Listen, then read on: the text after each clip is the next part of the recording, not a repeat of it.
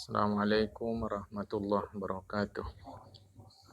Alhamdulillah wassalatu wassalamu ala Rasulillah wa ala alihi wa sahbihi wa la haula wa la quwwata illa billah. May yahdihillahu fala mudilla lahu wa may yudlil fala hadiya lahu. Qala al-musannif rahimahullah ta'ala wa nafa'na bi ulumihi fid dharain amin summa qala. Al-mabahatsu rabi'u mujtahidul madhhabi. Bermula pembahasan yang keempat, mujtahid madhab. Mujtahidul madhabi huwa alladhi lam yablugh darajatal mujtahidil mutlaqi wala darajatal mujtahidil muntasibi. Mujtahid madhab adalah seorang alim yang tak sampai kepada tingkat mujtahid mutlak dan tingkat mujtahid muntasib. Mujtahid mutlak, kemudian di bawahnya mujtahid muntasib, kemudian di bawahnya mujtahid madhab. Illa annahu balagha minal ilmi mablaghan. Hanya annahu bahwasanya ulama mujtahid madhab itu balagha sampai ia minal ilmi mablaghan. Ilmunya itu sampai kepada satu posisi yu'ahhiluhu, yang membuat dia menjadi ahli. An yanzura, melakukan peninjauan atau penelitian fil waqa'illati, di dalam berbagai realitas kenyataan, lam yata'arad, allati yang lam yata'arad laha imamuh, yang tidak diuraikan oleh imamnya. Jadi mujtahid madhab di bawah mujtahid muntasib, ilmunya sudah sampai pada satu situasi, satu keadaan, satu peringkat, satu kualitas yang memungkinkan ia melakukan riset, penelitian terhadap realitas yang tidak dijelaskan oleh imamnya status hukum realitas itu. Tapi dia sampai, ya. Wa yukharijuha, dan dia ulama mujtahid madhab itu mampu memproduksi hukum terkait realitas itu, ada nususi imamihi, berdasarkan dalil-dalil atau sandaran-sandaran imamnya. Ba'da ma'rifatihi bi'ilaliha, setelah ma'rifatihi, ay ma'rifati mujtahil madhab, setelah ulama mujtahid madhab itu mengetahui bi'ilaliha, alasan-alasan substansi hukum, itu namanya ilat. Ilal itu alasan-alasan substantif hukum itu. Itu nanti ada dua. Ada ta'abudi, ada ta'akudi. Ada yang rasional, ada yang irasional. Nah, tapi dia tahu. Wa wuqufihi ala hakikatiha, dan wuqufihi ala hakikatiha, dan pengetahuannya terhadap substansi realitas itu. Jadi yang ditengok terhadap masalah sesungguhnya bukan masalahnya, tetapi substansi masalah itu apa, isi, esensi. Kalau kita lihat macam-macam buah-buahan, tapi substansinya apa di dalamnya? Itu unsurnya ini. Tapi sama saja sebetulnya. Mudahnya untuk memahaminya kalau kita masuk ke kedai makanan. Banyak sekali jenis roti, padahal isinya itu juga. Nah, itu nama ilat. Ilat itu dia kemampuan memahami substansi terhadap kenyataan. Baru nanti ditetapkan hukum. Ya. Apa substansinya pengharaman khamar? Memabukkan. Selesai. Maka sudah memabukkan haram. Walau dia bukan disebut khamar, tapi memabukkan, haram substansinya itu. Apa substansi pengharaman babi? Nggak tahu sampai sekarang, ulama nggak tahu. Apa? Gitu. Maka nanti ilat khamar ta'akuli, rasional, ilat babi ta'abudi, irasional. Nggak tahu gitu. Apa ilatnya subuh 2 rakaat, zuhur 4 rakaat? Oh, waktu sholat subuh begini-begini. Itu asbabun nuzul atau asbabul wurud. Kalau Quran dia asbabun nuzul, kalau hadis dia asbabul wurud. Terbakar masa. Tapi apa yang ada pada sholat subuh itu? Sehingga dia 2 rakaat. Yang kalau ilatnya hilang, maka subuh tak usah 2 rakaat lagi. Bisa 1, bisa 3, dan seterusnya. Karena hukum yadur ma'alilah, intafil ilat, nafal ma'lul. hukum itu beredar di atas ilat. Kalau ilatnya tak ada lagi dah. Nah, jadi ulama mujtahid mazhab ini makrifat dia akan ilat. Jadi yang ditengok ilatnya, bukan realitas. Realitas bisa banyak, tapi ilat seragam. Nah, itu nanti maka dikiaskan dia.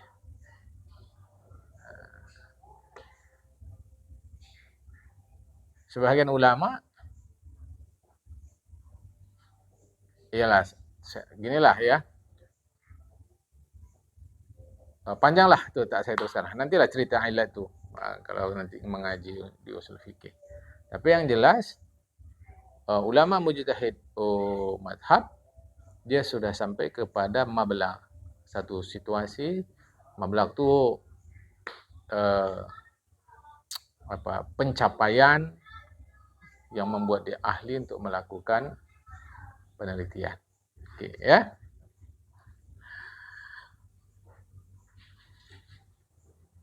وقد تصل رتبة المجتهد في المذهب أحيانا إلى استنباط الأحكام مباشرة من نصوص الشرع. Kadang-kadang sampailah peringkat mujtahid mazhab, ulama mujtahid mazhab itu ahyanan kadang-kadang sampai dia kepada istinbatul hukmi. Mengistimbat hukum, memproduksi hukum mubasyaratan langsung min nususi syar'i, dari dalil-dalil agama. Makanya untuk sampai menjadikan Al-Quran hadis sebagai dalil, kita mesti sampai kepada peringkat mujtahid mazhab. Macam kita tak punya alat itu, maka kita ni taklid sajalah. Mau sampai kepada sana boleh, belajarlah dengan serius. Kalau kita tak belajar dengan serius, bagaimana sampai ke sana? Itu boleh saja. Itu sama sekali boleh. Belajarlah dengan serius. Walakin ma'a taqayyud bi qawaid imam al-ahzab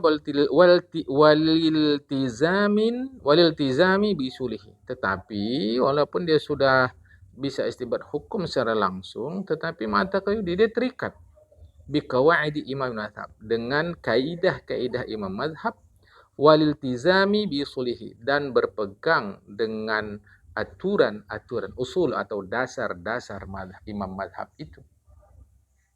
Artinya ditinjau dari satu sisi dia bebas, tapi ditinjau dari satu sisi dia masih terikat. Waktu sama aqwalu mujtahil madhab 'inda Syafi'i bil wujuhi. Dinamakanlah pendapat-pendapat ulama mujtahid madhab menurut ulama-ulama madhab Syafi'i adalah al-wujuh, wajah. Jadi kalau nanti di kitab-kitab fikih ini satu wajah, itu artinya adalah pendapat atau fatwa atau istinbat hukum yang dihasilkan oleh ulama peringkat mujtahid madhab. Ya. Al-matlabul awwalu. Bahagian pertama, mujtahidul madhabi min mu'asir Syafi'i. Ulama-ulama mujtahid madhab di masa Imam Syafi'i. Satu Al-Humaidi. Ghairu ma'ruf tarikh wiladatihi. Tufiya sanah 19 wa 200 hijriyatan. Abu Bakrin Abdullah bin Zubair bin Isa al-Humaidi al-Qurasyi, muhadditsu Makkah wa faqihuha. Secara bahasa Indonesia, Syekh Abu Bakar Abdullah bin Zubair bin Isa al-Humaidi, Quraisy, muhaddis, ahli hadis kota Mekah dan ahli fikihnya. Rawani Syafi'i, beliau meriwayatkan dari Imam Syafi'i wa tafaqaha bihi, dan menjadi mahir dalam ilmu fikih, belajar kepada Imam Asy-Syafi'i. Wa dhama ila Misra, dan beliau pergi bersama Imam Syafi'i ke Mesir. Rawaanul Bukhari, Imam Bukhari meriwayatkan hadis sebelah dari beliau. Wa Yaqub bin Sufyana, begitu juga Syekh Yaqub bin Sufyan, Muhammad bin Yahya az-Zuhli, ya, wa Salamatu bin Shubayb, wa Salamatu bin Shubaybin, wa Abu Zar'ata wa ghairuhum. Inilah di antara ulama yang mengambil ilmu daripada Syekh Al-Humaidi. Hakani Syafi'i, Imam Al-Humaidi menyampaikan kepada kita, menceritakan, menghikayatkan, Imam Humaidi menceritakan, menghikayatkan kepada kita Imam Syafi'i. Apa? Annahu bahwa Imam Syafi'i karoha syara'a aradi Makkah. Imam Syafi'i memakruhkan membeli tanah kota Mekah. Wa qala kata Imam Syafi'i lian aktsara fuduliha waqfun, karena kebanyakan itu adalah wakaf. Jadi sebaiknya tidak diperjual belikan. Jangan nanti kita bunyikan Imam Syafi'i melarang jual beli tanah kota Mekah. Memakruhkan dengan pertimbangan kebanyakan wakaf. Apakah luas kota Mekah pada masa Imam Syafi'i mengeluarkan fatwa itu sama dengan luas kota Mekah sekarang? Satu. Yang kedua, kalau kebanyakan adalah wakaf, tentu tak ada masalah. Kalau yang diperjualbelikan adalah yang bukan wakaf. Karena kota mengalami perubahan luas. Pandai-pandai kita membaca fatwa ulama, ya. Yang kedua, Asy-Syaikh Karabisi. Ini tak kita baca lagi karena sabaqat turjumatu fi riwayatil madhhabil qadim. Sudah lewat biografi beliau waktu kita menjelaskan perawi-perawi madhab qadim. Syekh Za'farani pun begitu, Syekh Muzani pun begitu, Syekh Buwaiti pun begitu. Syekh Rabi' bin Ar-Rabi' bin Sulaiman Al-Muradi pun begitu. Ya. Cuma mulai Syekh Muzani sampai yang barusan kita baca ini madhab jadid. Okay. Yang ketujuh Harmalah itu pun begitu, itu madhab jadid. Arabi Asy'ari bin Sulaiman Al-Jizi pun begitu, madhab jadid. Syekh Yunus ibnu Abdul A'la sudah madhab jadid. Ya, ini termasuk ulama-ulama mujtahid madhab. Jadi tak terlarang untuk kita menggunakan ayat Al-Quran hadis langsung sebagai dalil. Kalau kita memang sampai kapasitas istinbat hukum terhadap itu. Ya, bukan persoalan detail ya. Bukan mesti doktor, tidak. Tak begitu. Yang penting dia menjadi ahli. Ahli. Dan itu tentu diujilah oleh ahli-ahli fikih yang ada masa kita. Kalau menurut ahli-ahli fikih yang ada pada masa kita ini orang yang teruji. Yang secara ilmu dapat diterima. Gitu ya, misalkan begitu. Yang ke-10, Syekh Ibnu Abil Jarudi. Nama beliau Abul Wadidi Musa bin Abil Jarud al-Makkiyu. Syekh Abul Wadid Musa bin Abil Jarud al-Makki. Rawi kitab al-amal dari Syafi'i. Beliau lah yang meriwayatkan kitab amali dari Imam Syafi'i. Jadi ada kitab Imam Syafi'i, kitab amali. Beliau lah yang meriwayatkan. Wa ahadul ulama istiqati min ashabihi. Di antara mereka Syekh Ibnu Abil Jarud salah seorang ulama terpercaya dari ulama-ulama madhab Imam Asy-Syafi'i. Rawa an Yahya bin Ma'in, beliau meriwayatkan dari Syekh Yahya bin Ma'in wa Abi Ya'qub al-Buwaiti, dan dari beliau pula siapa yang meriwayatkan? Rawa anhu Za'farani, Syekh Za'farani, Syekh Arabi al-Muradi, Syekh Abu Hatim ar-Razi, wa kana faqih jalilan, beliau adalah seorang ahli fikih yang jenius. Aqama, tinggal di Makkah, di Makkah, yuftin nasa, memberikan fatwa kepada orang ramai ala madhab Syafi'i, berdasarkan madhab Imam Asy-Syafi'i. Wa mimma rawani Syafi'i qauluhu. Di antara yang diriwayatkan oleh Syekh Ibnu Abil Jarud dari Imam Syafi'i adalah qauluhu. Ungkapan beliau salah saya. Wa mimma rawani Syafi'i qaulahu. Masya Allah. Wa mimma rawahu an Syafi'i qauluhu, di antara yang diriwayatkan oleh Syekh Ibnu Abil Jarud dari Imam Syafi'i adalah qauluhu, ungkapan Imam Asy-Syafi'i. Apa? Idza qultu qaulan, apabila aku mengungkapkan, menyampaikan satu pendapat, wasa'an an Rasulillah khilafu, sedangkan valid dari Rasulullah menyelisihi apa yang aku ungkapkan itu, fa qauli ma qalahu Rasulullah, maka yang menjadi pendapatku adalah apa yang diungkapkan oleh Rasulullah Muhammad sallallahu alaihi wasallam. Wa qala aydan, kata Syekh Ibnu Abil Jarud juga, qala Syafi'i, kata Imam Syafi'i, man adatu ahadan fa hababtu an yukhti'a. Tak pernah aku berdialog dengan seorang pun yang aku ingin yukhti'ah, menyalahkannya. Ada. Imam Syafi'i. Jadi dialog bukan untuk menyalahkan, tapi untuk mengemukakan pikiran. Waqala, dan ia mengatakan, Syekh Ibnu Abdul Jarud mengatakan, kana yuqadu, adalah dikatakan, inna Muhammad bin Idris wahdahu yuhtajju bihi. Sesungguhnya hanya, wahdahu itu hanya, Muhammad bin Idris yuhtajju bihi, dapat dijadikan sandaran. Kama yuhtajju bil batni minal arabi, sebagaimana dapat dijadikan sandaran kita bil batni minal arabi, orang Arab, bil batni, sebagai bahagian dari diri kita. Jangan diartikan badan perut. Maksudnya kalau bahasa kita itu orang dalam. Nah, jadi sebagaimana kita menjadikan orang Arab sebagai sandaran kita dalam kaitan dengan Arab, begitulah Imam Syafi'i dijadikan sandaran dalam kaitan hukum. Nah, ya, seperti inilah. Masing-masing suku-suku Indonesia ini ada kekhasan masing-masing. Macam saya dari suku Mandailing. Kekhasan kami itu memasak daun ubi tumbuk. Lain itu kalau orang Mandailing yang masak dari orang lain yang masak. Lain. Begitu juga suku-suku yang lain. Nah, terlampau banyak, Indonesia kaya sekali. Ya, lain. Itu maksudnya begitu. Jadi bagaimana kita menjadikan sandaran tentang hukum Islam ke Imam Syafi'i? Begitulah terhadap orang Arab. Tentang Arab. Nah, gitu ya. Wa yu'akkidu dzalika qaulul Asma'i. Ungkapan atau perkataan Imam Asma'i menguatkan itu.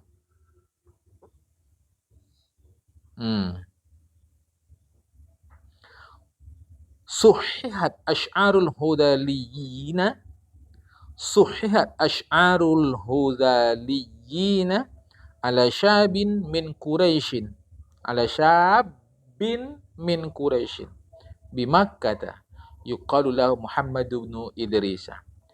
Divalidasi, dibetulkan, dibenarkan syair-syair suku Hudhal itu. Ya.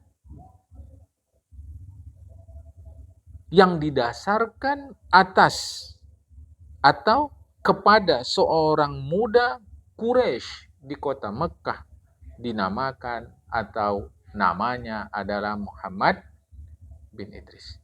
Jadi dibenarkan syair-syair suku Hudhal, ya, suku Hudhal itu melalui seorang pemuda suku Quraisy di kota Mekah bernama Muhammad bin Idris. Ya, jadi ini mau faham-faham. Wa qala Abdul Malik bin Hisham Asy-Syafi'i man tu'khadhu ahlul lugha. Imam Syafi'i adalah termasuk orang yang diambil dari beliau penjelasan-penjelasan yang terkait dengan ilmu bahasa. Artinya tak semua orang Arab ngerti Arab seluk-beluk Arab, apalagi kita. Bukan berarti kita yang bukan Arab tak mengetahui seluk-beluk, tak begitu juga. Karena tak satu dua yang bukan Arab pun lebih mahir dari orang Arab. Ini kan persoalan ilmu, ya, persoalan ilmu. Al-madhhab ats-tsani majru' madhhab ba'da ashabi Syafi'i. Yang kedua, pelajaran bahagian yang kedua, mujtahid madhab setelah ulama-ulama madhab Imam Asy-Syafi'i. Yang pertama Ibnu binti Syafi'i. Ibnu binti Syafi'i. Ya. Jadi beliau anak laki-laki dari anak perempuan Imam Asy-Syafi'i. Cucu laki-laki Imam Syafi'i dari anak perempuan beliau. Ghairu ma'ruf tarikh wiladatihi wa wafatihi. Ahmad bin Muhammad bin Abdullah bin Muhammad bin Abbas. Ini nama beliau. Ahmad bin Muhammad bin Abdullah bin Muhammad bin Abbas. Wa yukanna Abu Muhammadin. Kunyahnya Abu Muhammad. Kunyah itu gelaran. Orang Arab itu pakai Abu atau Ummu. Ummu Jamil. Ya. Ini Abu Muhammad. Dan ini dipakai oleh orang Indonesia sejak zaman dulu. Cuma tak pakai Arab dia. Contoh, siapa nama anaknya? Si Badu. Mamanya Mak Badu. Ayahnya kan kita panggil Pak Badu. Padahal bukan nama dia tuh. Nama anaknya si Badu. Jadi sebenarnya dari dulu. Ya, udah dipakai itu. Tapi belakangan ini pakai Arab pula. Iya, pakai Abu dia. Misalnya kata anaknya Fulan, Abu Fulan. Abu Fulan. Kalau dulu Indonesia tak pakai bahasa Arab, bahasa Indonesia dia. Ya. Wa yuqalu lahu dinamakan juga beliau ini. Artinya beliau diberi nama juga, dikenal sebagai Abu Abdurrahman ibnu binti Syafi'i. Abu Abdurrahman ibnu binti Syafi'i. Hadza ma dzakara Nawawi rahimahullah fi Syarh Muhadzab. Inilah yang disebutkan Imam Nawawi dalam kitab Syarah Muhadzab. Wa qala kata Imam Nawawi, inna sesungguhnya yaqa fi ismihi. Terjadilah kenyataan terkait nama beliau wa kunyatihi dan kunyah beliau takhbitun, kekeliruan fi kutubil madhab, di dalam kitab-kitab madhab.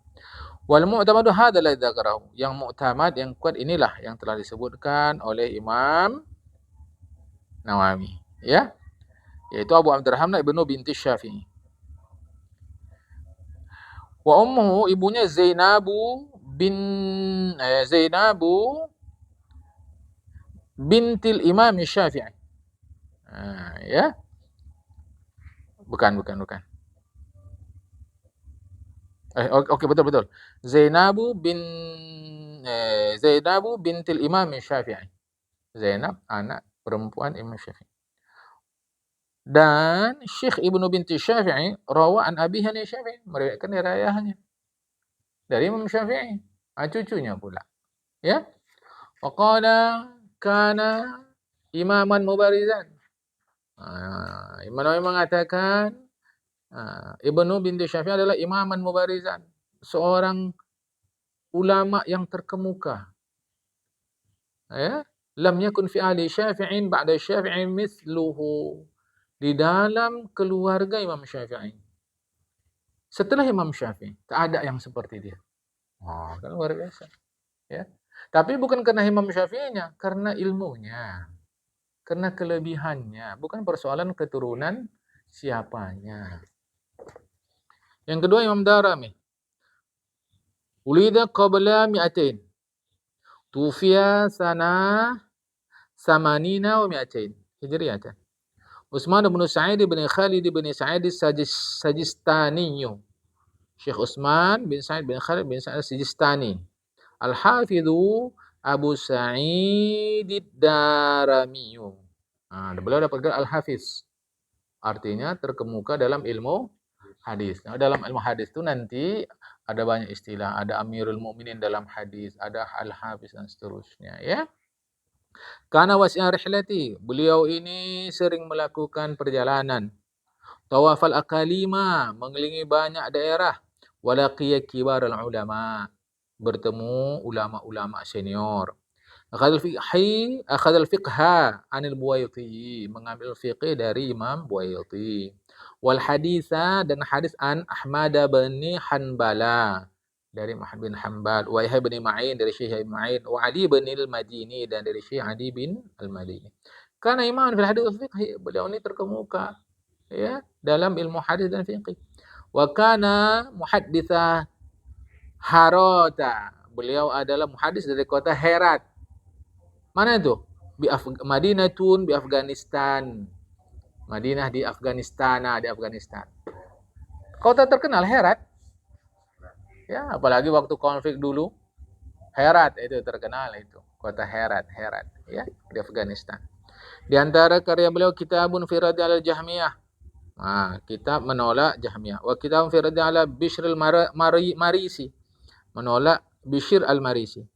Wa musnadun kabirun, musnad yang besar, ma'ruf yang dikenal bi musnadid Darimi. Ya. Wa ahkamul Quran, dan ahkamul Quran. Yang keempat Al-Anmatiyu, ghairu ma'ruf tarikh wiladatihi. Tufiya sanah samaniyatin wa samanina wa mi'atin hijriyatan. Utsman bin Sa'id Utsman bin Sa'id bin Basharin Abul Qasim al-Anmati al-Ahwadu. Sahibul Muzani war Rabi'i. Tak usahlah saya artikan lagi ya. Orang itu nama-nama saja insyaallah. Wa haddasa anhuma. Beliau menyampaikan hadis atau belajar ilmu hadis dari kedua beliau, Syekh Muzani dan Syekh Rabi. Karena ada Syekh Al-Mati ini hadal fuqaha al-Madzhab Syafi'i, salah seorang ahli fikih Madzhab Imam Syafi'i. Wa waladhi naqala kutub Syafi'i. Beliaulah yang membawa kitab-kitab Imam Syafi'i dari Baghdad ke kota Baghdad wa nasyaraha biha, dan menyebarluaskan kitab-kitab itu biha di kota Baghdad. Wa alaihi, melalui Syekh Al-Mati inilah tafaqqaha, belajar ilmu fikih Syekhul Madhabi, seorang ulama yang dalam mazhab Syafi'i digelar Syekhul Madhab, yaitu Syekh Abul Abbas Ibnu Suraijin. Kalau disingkat Syekh Ibnu Suraij. Beliau ini Syekhul Madhab, belajar fikihnya kepada Syekh Al-Mati. Wa Abu Sa'id al-Istakhri juga belajar fikih kepada Syekh Al-Mati. Wa Abu Ali bin Khairana wa Mansur at-Tamimi, Abu Hafs bin al-Wakil al-Babashami. Syekh Abu Hafs ibn al-Wakil Babashami. Belajar kepada beliau juga, kepada Syekh Al-Anmati. Dihikayatkan. Ini agak cerita lah sikit. Anna Abu Sa'id al-Istakhri, Syekh Abu Sa'id al-Istakhri, sa'al al-Almatiyah, bertanya kepada Syekh Al-Mati. Faqala lahu, pertanyaan Syekh Abu Sa'id kepada Syekh Al-Mati. An-nassu akadu amil ijtihad. Mana yang lebih kuat, dalil atau ijtihad? Faqala an-nassu, maka Syekh Al-Mati menjawab nas, dalil. Kata Syekh Istakhri selanjutnya, alaysa qad nassa Nabi SAW ala syairi wa lam yanussa ala al-burri. Bukankah Nabi menjelaskan syair tapi tak menjelaskan bur? Ini sama-sama gandum. Yang berbeda adalah jenis. Macam di Indonesia ada beras, bukan beras. Ada beras ramos, ada beras kuku balam, macam-macam lah. Ini sama-sama gandum ini. Ada syair, ada bur. Kan pertanyaan Syekh Abu Sa'id al-Istakhri kepada Syekh Al-Mati, bukankah Rasulullah menjelaskan tentang syair tapi tak menjelaskan tentang bur, gandum? Sama-sama gandum dua-dua ini. Oke. Afaraita law kana qutuhu buran ajuz ikhraju syair. Bagi afaraita, apa pendapat wahai Tuan An-Mati? Kalaulah qutuhu buran, makanan pokok dia bur, bolehkah dia mengeluarkan zakatnya syair? Itu dia. Yang dimakannya bur, bolehkah yang dizakatinya syair? Yang dimakannya kuku balam, bolehkah yang dizakatinya ramos? Atau yang dimakannya ramos, bolehkah yang dizakatinya kuku balam? Nanti kita lihat. Faqala, dijawablah oleh Syekh Al-Mati, la yajuz zalik, enggak boleh. Ya, kalau makanan pokoknya bur. Kalau makanan pokoknya ramos. Kalau makanan pokoknya syair. Faqala, kemudian Syekh Abu Sa'id mengatakan qaddam ijtihad ala nas. Tadi Tuhan katakan dahulukan nas dari ijtihad. Ternyata Tuhan sekarang mendahulukan ijtihad daripada nas, daripada dalil. Kita mungkin belum faham nih. Kita ikuti. Fadakhala Ibnu Suraijin, Syekh Ibnu Suraij pun masuk ke majlis itu. Fa akhbarahu bima jara. Syekh Abu Sa'id mengabarkan kepada Syekh Ibnu Suraij bima jara, apa yang telah terjadi. Apa penjelasan Syekh Ibnu Suraij? Innan nassa yuqaddamu ala ijtihadin muhtamilun. Bahwa dalil didahulukan dari ijtihad itu kemungkinan sifatnya. Tapi kalau Syekh Istakhri tadi, Syekh Al-Mati tadi, dalil daripada ijtihad. Nabi menjelaskan syair, tidak menjelaskan bur. Kalau makanan pokoknya bur, bolehkah dia keluarkan syair? Tak boleh. Berarti kan sudah berijtihad. Sedangkan Nabi hanya menjelaskan syair, tak menjelaskan bur. Ditanya, kalau makanan pokoknya bur, bolehkah syair? Tak boleh. Berarti sudah berijtihad. Sedangkan beliau katakan tadi, didahulukan dalil dari ijtihad. Syekh Ibnu Utsaimin mengatakan, didahulukan dalil daripada ijtihad, itu adalah kemungkinan. Gini, amma idza kana maqalih nasu tanbihan ala ma wa ala qudima alaihi. Apabila sesuatu yang dijelaskan oleh dalil itu adalah tanbihan, bersifat peringatan, ala ma huwa a'la, atas sesuatu yang lebih tinggi, atas sesuatu yang lebih tinggi, quddima alaihi, maka didahulukanlah atasnya. Kat darbi ma'at ta'fifi, seperti memukul terkait dengan mengatakan Al-Quran hanya mengatakan Macam mana memukul? Kan tak ada Al-Quran bilang memukul. Berarti didahulukanlah dalil dari Quran, dari ijtihad. Kalau didahulukan dalil dari ijtihad dalam kondisi ini, mengatakan haram, memukul? Tidak. Maka didahulukanlah dalil dari ijtihad. Kalau ikut penjelasan Syekh Al-Mati. Maka kata Syekh Ibnu Utsaimin itu muhtamil, kemungkinan. Itu kemungkinan. Ya.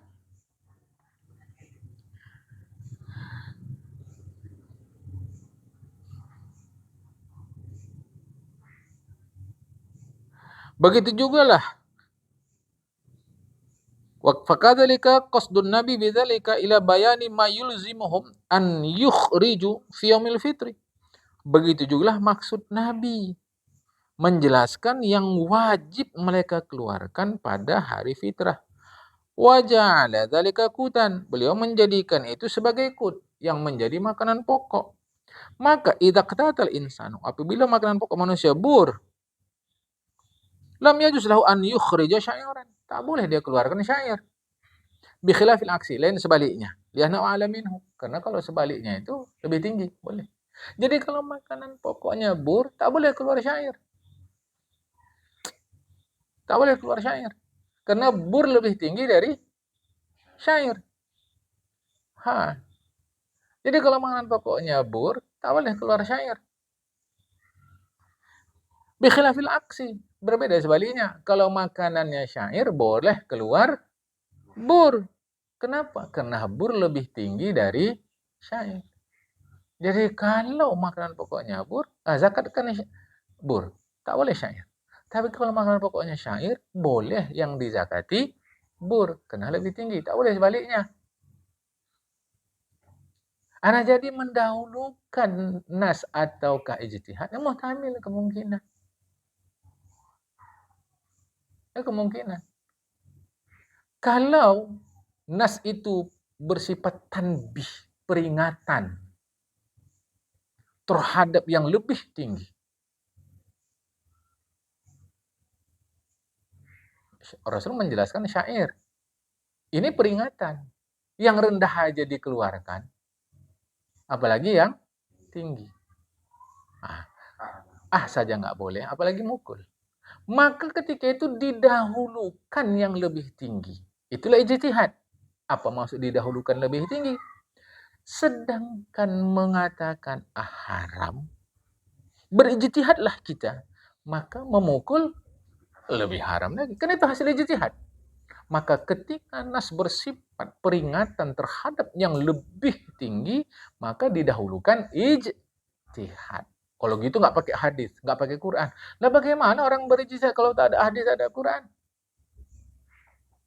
Hukum fikih mesti ada dalil. Karena fikih bukan pemikiran yang lepas dari dalil. Jadi kalau ditanya oleh Syekh Mati, dalil atau ijtihad? Dalil. Ternyata kalau makanan pokoknya bur, bolehkah syair? Tak boleh. Ini kan udah ijtihad. Ini macam mana nih?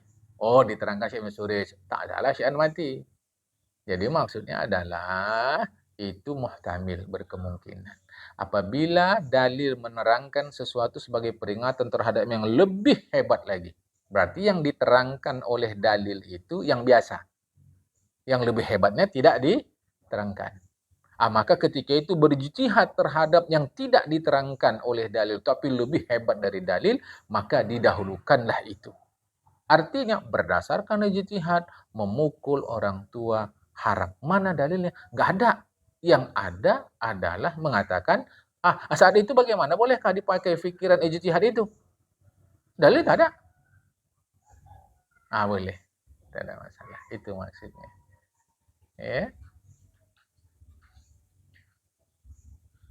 Sedangkan lupa disuruh qadha sembahyang, apalagi sengaja. Lupa itu kan tak sengaja. Sedangkan tak sengaja, tak sembahyang kita diwajibkan qadha, apalagi sengaja. Sengaja, apalagi sengaja, itu kan enggak ada dalilnya. Ijtihad. Yang ada dalilnya adalah lupa, yang tak sengaja itu. Maka saat itu didahulukan ijtihad. Abaikan dalil. Bagaimana mengabaikan dalil? Sedangkan ijtihad mesti berdasarkan dalil.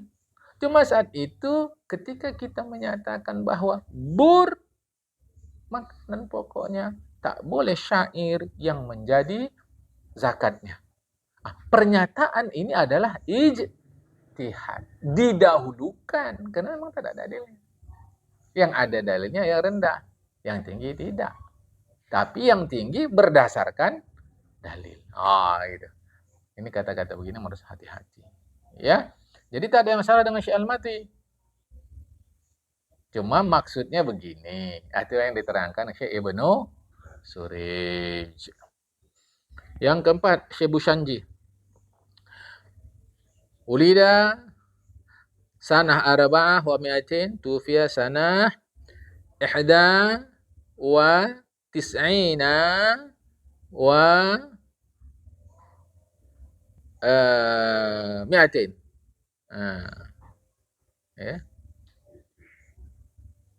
Salah. Tufiya sana wahid wa tis'ina wa mi'atin. Tufiya sana wahid wa tis'ina wa mi'atin. Ya.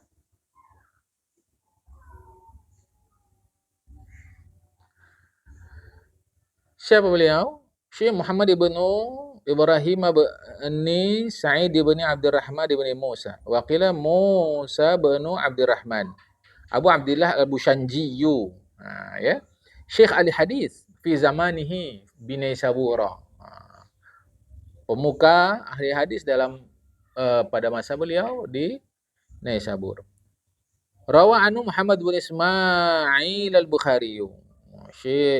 Imam Bukhari meriwayatkan dari beliau.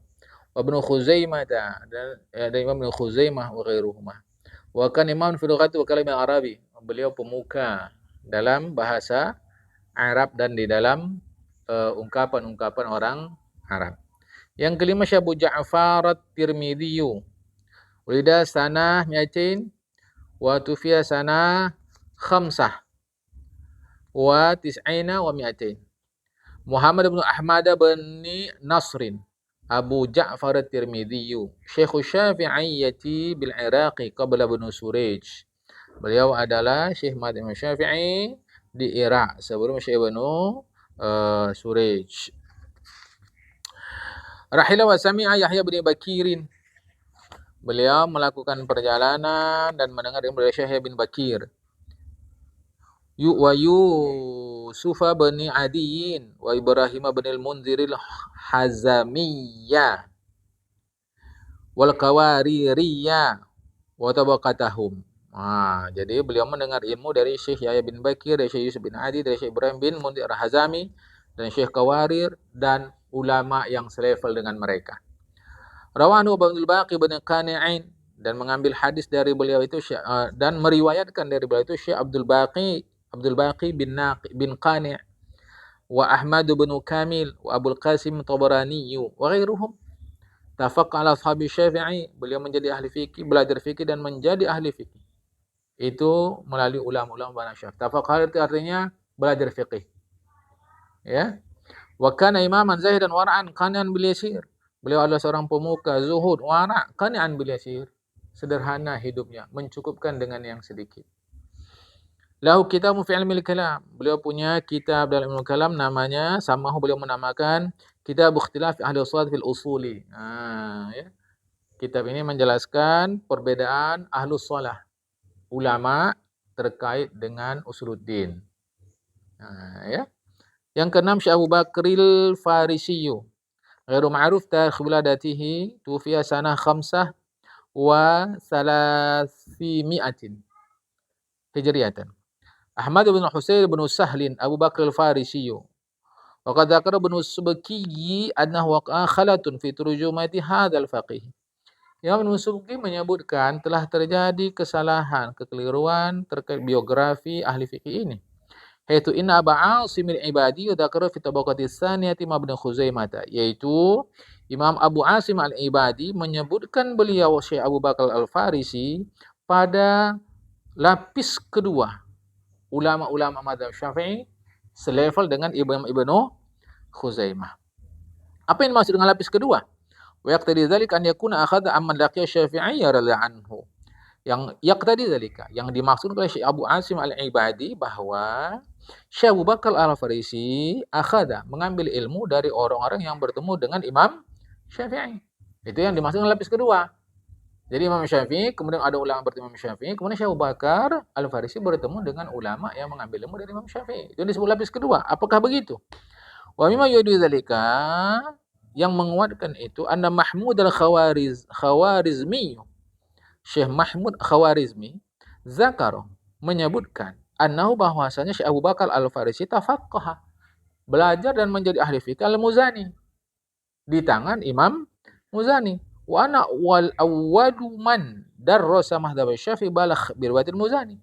Dan Syekh Abu Bakar al-Farisi adalah orang yang pertama sekali darrasa mengajarkan mazhab Imam Syafi'i di kota Balakh berdasarkan riwayat Imam Muzani. Wa yafiqu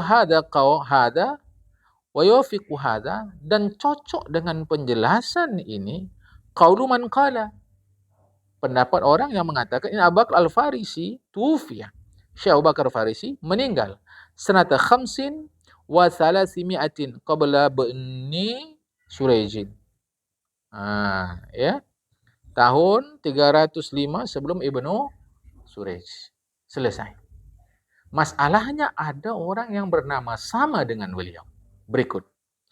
Wa qala fi tarjimi syakhsun akharu bil ismi nafsihi. Itu terjadi dalam kitab-kitab biografi. Ada orang lain dengan nama yang sama dengan beliau. Itulah sahibu kitab Uyunul Masail. Penulis kitab Uyunul Masail. Namanya sama.